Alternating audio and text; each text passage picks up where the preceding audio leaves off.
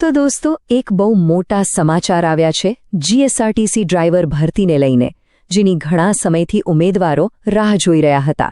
એ provisional merit list આખરે જાહેર થઈ ગયું છે. તો ચાલો જરા પણ સમય બગાડ્યા વગર સીધા આ મુદ્દાને સમજીએ કે આ લિસ્ટનો અર્થ શું છે અને હવે આગળ શું થવાનું છે. બિલકુલ, જે સૌથી મોટા સમાચાર છે એ જ છે કે પ્રોવિઝનલ સિલેક્શન લિસ્ટ અને વેઇટિંગ લિસ્ટ બંને હવે ઓફિશિયલ વેબસાઇટ પર આવી ગયા છે. પણ આ લિસ્ટમાં નામ ક્યાં છે અને એનો મતલબ શું કાઢવો એ સમજવું સૌથી અગત્યનું છે, જેથી કોઈ ગેરસમજ ના થાય.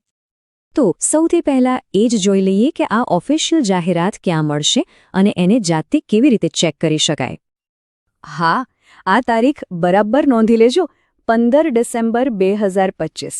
આ એ દિવસ છે જ્યારે જીએસઆરટીસીએ સત્તાવાર રીતે આ લિસ્ટ જાહેર કર્યા. મતલબ કે હવે કોઈ અફવાઓ કે અટકળો પર ધ્યાન આપવાની જરૂર નથી.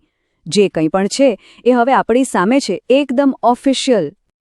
અને હા, આ લિસ્ટને ચેક કરવું ને એ એકદમ સહેલું છે. બસ સીધા જીએસઆરટીસીની જે ભરતી માટેની વેબસાઇટ છે ત્યાં જવાનું છે. ત્યાં જ તમને 15 ડિસેમ્બરની તારીખવાળી ડ્રાઈવર ભરતીની લિંક દેખાઈ જશે. એને પર ક્લિક કરશો એટલે સીધી જ ઓફિશિયલ પીડીએફ ફાઇલ ડાઉનલોડ થઈ જશે. પછી શાંતિથી પરિણામ ચકાસી શકાશે. ચલો, હવે આવીએ સૌથી મહત્વના સવાલ પર, જે બાબતે સૌથી વધારે કન્ફ્યુઝન હોય છે. આ સિલેક્શન લિસ્ટ એટલે કે પસંદગી યાદી અને વેઇટિંગ લિસ્ટ એટલે કે પ્રતીક્ષા યાદી, આ બંનેમાં ફરક શું છે?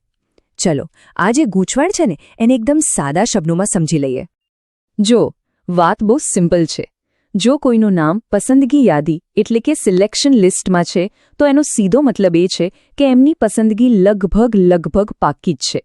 બસ ડોક્યુમેન્ટ વેરિફિકેશન જેવી થોડી ફોર્મેલિટીઝ બાકી છે. મતલબ કે એ લોકો મેઇન રેસમાં છે.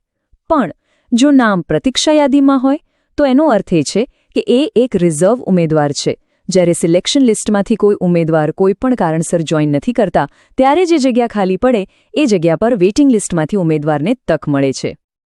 આ સમજવા માટે એક મસ્ત ઉદાહરણ છે. માની લો કે 100 જગ્યાઓ માટે 100 લોકોને પસંદગી યાદીમાં બોલાવ્યા, બરાબર? પણ જ્યારે ફાઇનલ પ્રોસેસ માટે બોલાવ્યા ત્યારે એમાંથી ફક્ત 60 જ લોકો આવ્યા. તો પેલી જે 40 જગ્યાઓ ખાલી રહી એનું શું? એ ખાલી તો ના રખાય ને, રાઈટ? બસ આ જ કારણે પ્રતીક્ષા યાદીમાંથી મેરિટ પ્રમાણે ઉમેદવારોને બોલાવવામાં આવે છે.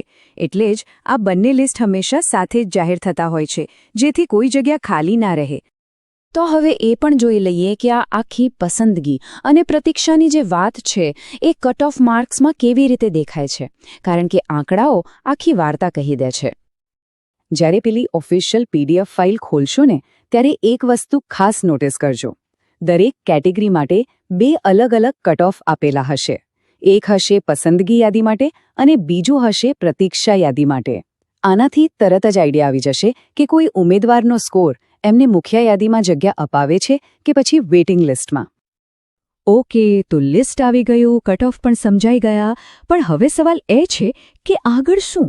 આખી પ્રોસેસ ક્યારે પૂરી થશે? આગળના સ્ટેપ્સ ક્યારે શરૂ થશે? ચાલો, જે સંભવિત ટાઈમલાઈન છે એના પર એક નજર નાખીએ. જો, ઓફિશિયલી તો વિભાગનો ટાર્ગેટ છે કે ડિસેમ્બર 2025ના અંત સુધીમાં આખી ભરતી પ્રક્રિયા પતાવી દેવી. પણ જે રીતે કામકાજ ચાલી રહ્યું છે એને જોતા એવું લાગી રહ્યું છે કે કદાચ આ પ્રોસેસ જાન્યુઆરી 2026 સુધી ખેંચાઈ શકે છે. એટલે થોડી ધીરજ રાખવી જરૂરી બની શકે છે. પણ સારી વાત એ છે કે ગાડી પાટા પર છે અને પ્રોસેસ આગળ વધી રહી છે. તો હવે આખી વાત સ્પષ્ટ છે. પસંદગી યાદી, પ્રતીક્ષા યાદી અને ભરતી ક્યારે પૂરી થશે એનો અંદાજ, બધી જ વિગતો હવે સામે છે. તો હવે અસલી સવાલ એ નથી કે કોનું નામ કયા લિસ્ટમાં છે.